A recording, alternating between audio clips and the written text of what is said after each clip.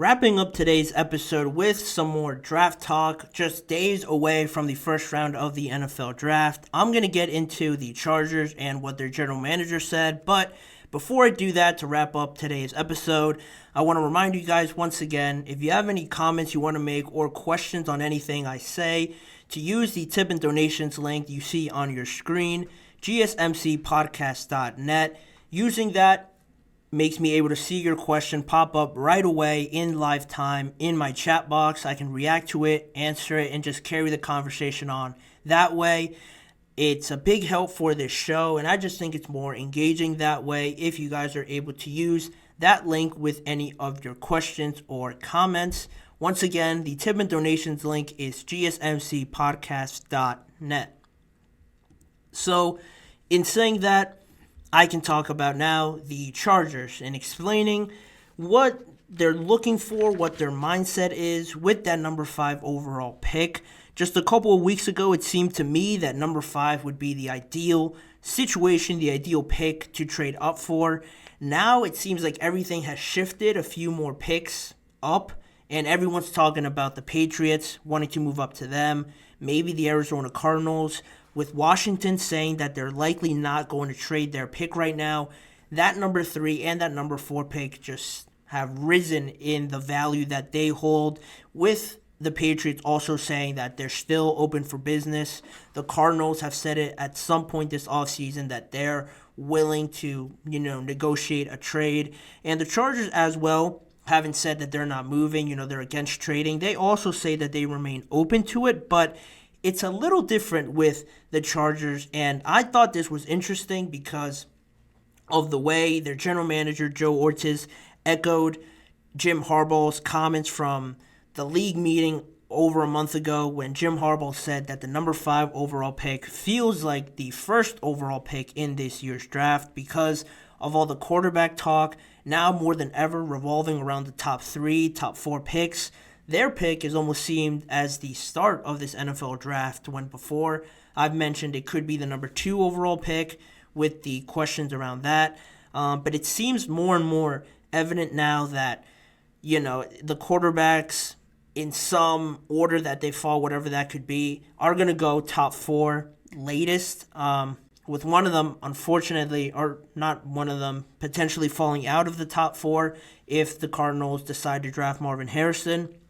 So the Chargers really hold a lot of stock in this value, hold a lot of intrigue from all these other teams, the Raiders, the Broncos, the Giants, if they want to move up one pick, but you never know with them. Everyone is getting a bit now almost active with hitting the phones up and reaching out to other teams about trading. And I thought it was interesting how Joe Ortiz brought up this conversation about trading for that pick and what they're looking for, because he was pretty straightforward about it, and I just don't recall someone being so honest about it before in the past. At his pre-draft press conference, he mentioned and addressed all these questions about trading that pick as well, and he said there's certainly it's too good of a deal sort of mindset in terms of what you're getting back. They have to make it attractive for us to move away from those players. The whole it's a fair trade, it's a wash. I don't think that's a trade we're interested in. And that's basically what he said, pretty honest. And I do agree with him to some extent, just because now more than ever, like I said before, this number 5 pick holds a lot more value than I think a lot of people anticipated a few weeks ago. And with everybody, the Commanders especially, starting this whole domino effect last week when their general manager, Adam Peters, said that, they're not really feeling like they could look to trade out of that number 2 spot at this point. They even said that they would have a clearer picture, probably a definitive decision on who they're drafting at number 2 by this point this week. So they seem locked into that. The Patriots have said that they're still open, so if somebody wants a Drake May, a J.J. McCarthy, or a Jaden Daniels, number 3 would make the most sense, but it is going to be very expensive, and Joe Ortiz as well has backed up those feelings and saying that This whole idea around a fair trade, it works out for both teams, and everyone can walk away happy from the negotiation table. That's all a bunch of rubbish. It doesn't really suit them, and it's not something that they're looking for, in all honesty. I like it. This all fits into that sort of mindset that Jim Harbaugh, Joe Ortiz, Greg Roman have brought into this organization. All business, no sort of really kindness, for a lack of a better term, just in the way that they've talked about the kind of team that they want. Vicious, all about the run, all about this team mindset, establishing both offensive line and defensive line. They want reliable, trustworthy, hard-nosed players that fit into what you saw with Jim Harbaugh at Michigan and now carrying it over to the Chargers.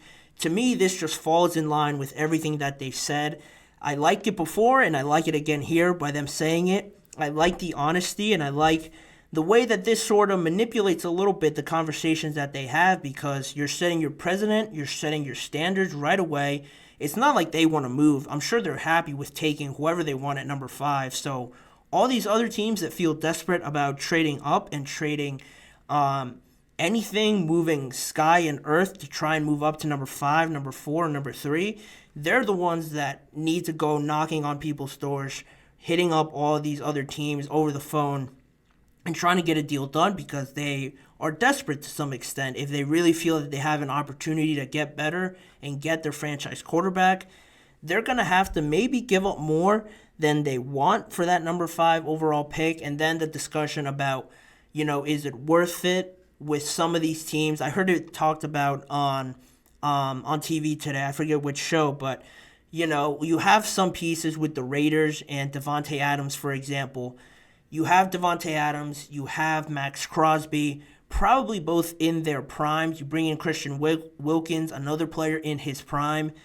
How much longer can you go? How much longer is your Super Bowl window open to really lollygag and just stay content with being okay, a 500 team, the third best or second best team in your division? How much longer do you think you have just coasting right now at that level before Devontae Adams might be heading towards the end of his career or just moving on from the Raiders?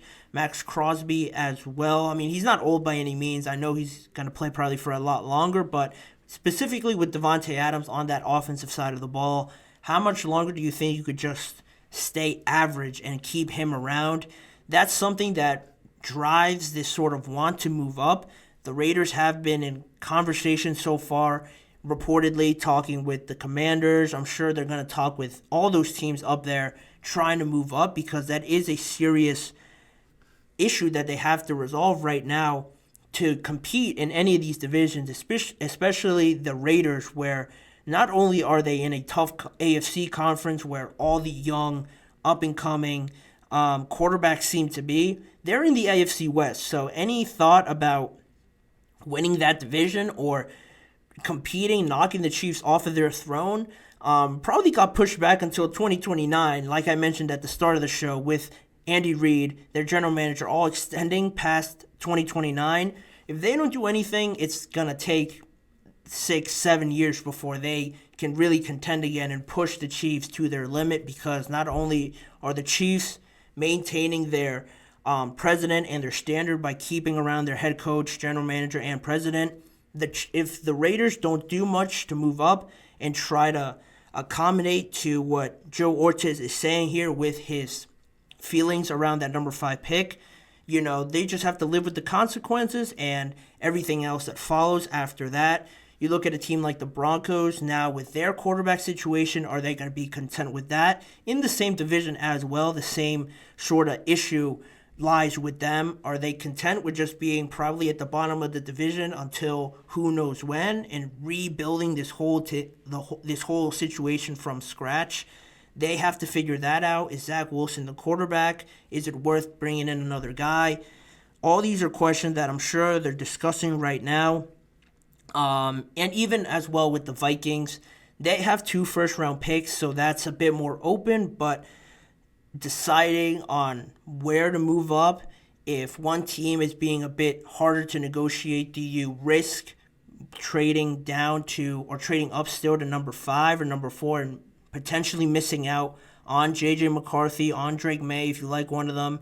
If you trade up and they still aren't there at number 5 or number 4, then you're really stuck. So all these pros and cons have to be weighed out. The Chargers have set their standards, have set their mindset on how they feel about this pick, and now all these other teams are going to have to just try and negotiate something with the Chargers. If not, I'm expecting them to take probably an offensive lineman by the way that they're building this team. But I like the way that the Chargers are keeping full 100% focus on this is our team, this is what we want, this is our mindset, our attitude with it. You either accommodate to it or you just keep moving on and look for something else. I think it's the way to go for them, trying to rebuild this team with Jim Harbaugh, Justin Herbert. They have the quarterback. They just need everything around them.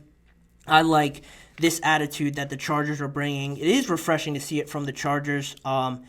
They've been at the wrong end of a lot of jokes, a lot of memes, a lot of just poking fun at them.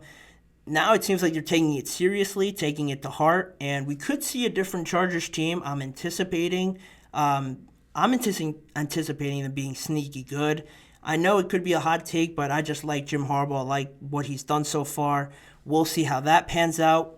But they're sticking to their standards, and I'm a big fan of that. So in saying that, that will conclude today's episode of the GSMC Chip Shot Football Podcast, brought to you by the GSMC Sports Network.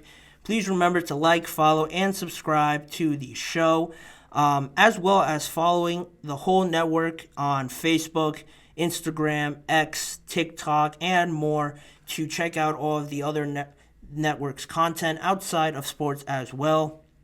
But if you want to see more of me and this show, check out the GSMC Sports Network channel and the Podcast Network channel on YouTube, where YouTube Shorts are posted every weekday.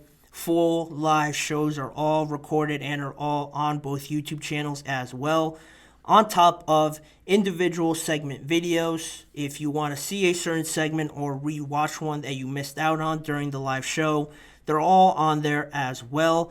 Tune in every weekday at 6:30 p.m. Eastern Time for more discussions, NFL conversations with me, Manny Maradiaga, as your host. Thanking you guys once again for joining me on today's episode, and I hope to see you all tomorrow for the day before the NFL Draft.